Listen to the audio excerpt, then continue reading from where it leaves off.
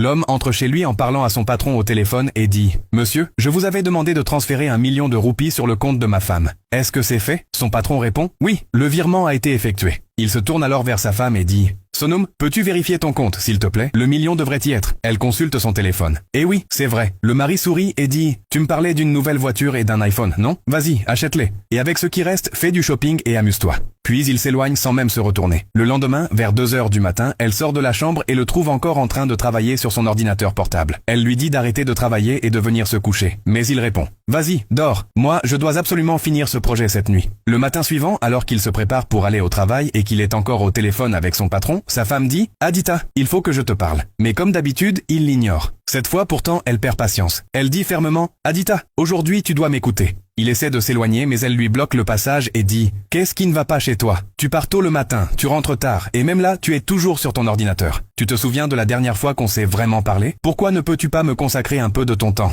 Adita s'arrête et dit « Tu te souviens de ce qui s'est passé il y a quelques mois? Je suis rentré épuisé du travail et je t'ai demandé un simple verre d'eau. Mais tu t'es énervé et tu m'as dit « Va le chercher toi-même. » Je t'ai dit que je t'aimais et je t'ai demandé si tu ne pouvais même pas faire ça pour moi. Et tu te rappelles de ta réponse? Tu as dit « L'amour ne satisfait pas les désirs. C'est l'argent qui le fait. Une belle maison, une voiture, c'est ce que je veux. Ça fait 1 mois que tu me demandes une voiture. Mais je ne pouvais même pas t'offrir un scooter. Je dois marcher jusqu'au marché pendant que toutes mes amies ont une voiture. C'est humiliant. » Il prend une grande inspiration et dit « Très bien, donne-moi une liste de tous tes désirs. » Sans hésiter, elle écrit ses souhaits sur une feuille de papier et la lui tend en disant « Je sais que tu ne réaliseras même pas un seul de ces souhaits. » Il regarde la liste, reste silencieux, puis dit « D'accord, Sonum. » Il continue. J'ai déjà acheté la voiture et l'iPhone. Je t'ai donné de l'argent pour faire du shopping. Je travaille jour et nuit pour accomplir tout ça. Mais tu sais ce qu'il manque sur cette liste? Il la regarde droit dans les yeux et dit « Nulle part tu n'as écrit que tu voulais mon temps, ma présence. Alors j'ai tout fait, sauf ça, parce que tu ne l'as jamais demandé. » Soudain, elle réalise son erreur. Les larmes lui montent aux yeux. Elle court vers lui, prend la liste de ses mains et la déchire en disant « Je ne veux rien de tout ça. Je veux juste ton temps et ton amour. Pardonne-moi s'il te plaît. » Elle s'effondre devant lui, le suppliant de lui pardonner.